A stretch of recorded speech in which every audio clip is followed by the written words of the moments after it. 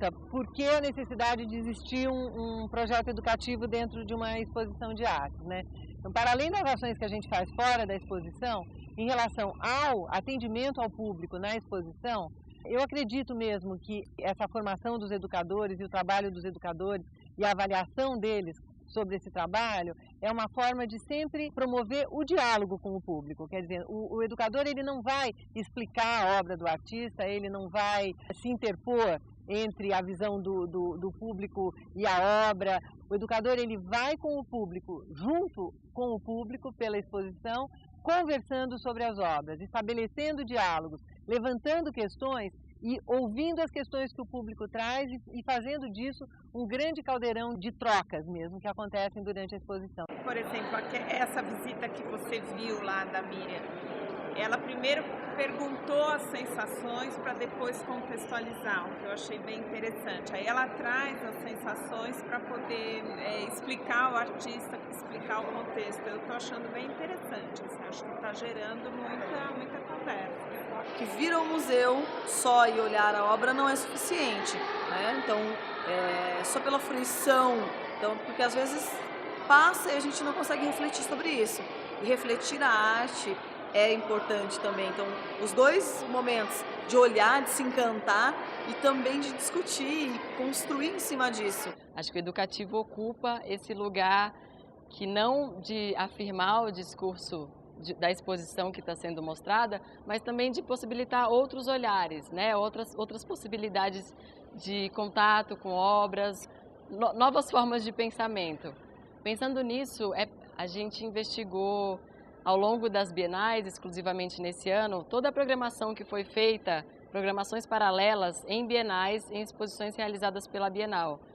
E com isso a gente montou novamente uma programação paralela nas 3 últimas semanas da exposição, que contava com apresentações musicais, ações de ateliês, discussões, projeções de filmes, exatamente com essa ideia de trazer não uma coisa que possa ser conflitante, mas algo que venha trazer mais assuntos, trazer mais diálogos para o que está sendo apresentado na exposição. O que eu acho curioso é que realmente eu senti o educativo estruturado.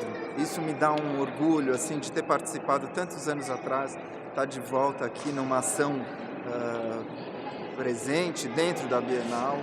E o fato de desenhar dentro da mostra também foi muito rica. Assim, eu acho que é algo que faz uma grande diferença para as pessoas que estão vivendo a oficina, claro. Para mim, ateliê é uma coisa bastante importante numa exposição.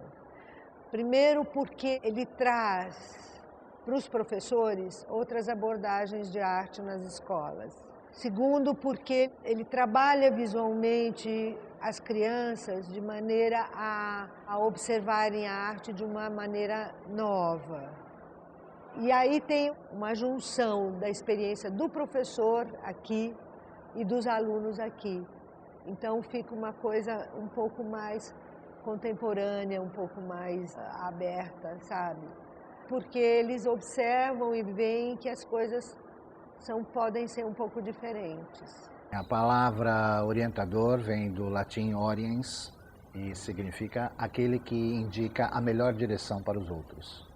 Então, nesse sentido, aqui na Bienal, o orientador de obra é aquele jovem que vai estar passando por um processo de formação e ele vai estar trabalhando junto de obras de arte que necessitam um maior cuidado, porque elas permitem uma interação com o público, ou sejam obras que, elas, pela sua grande beleza ou pela sua grande relevância, o público se sente muito atraído para tocar. E o orientador, ele entra nesse espaço em que ele vai estar cuidando dessa obra e, ao mesmo tempo, ele está fazendo com que o público possa entender e interagir da melhor forma possível com essa obra.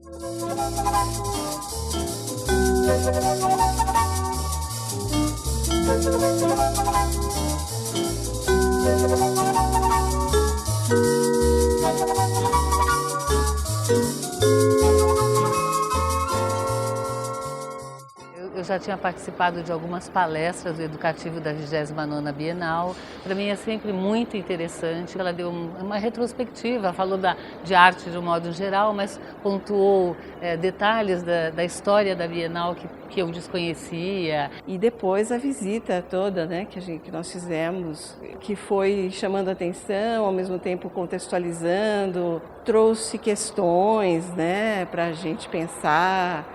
E eu achei que foi bastante completa, né, a nossa manhã, porque o que a gente também quer, né, a gente está aqui nessa formação nossa, deste ponto levar, né, essa contribuição, esse olhar, todo esse trabalho para os nossos professores e para a escola, para os alunos, para a comunidade, né.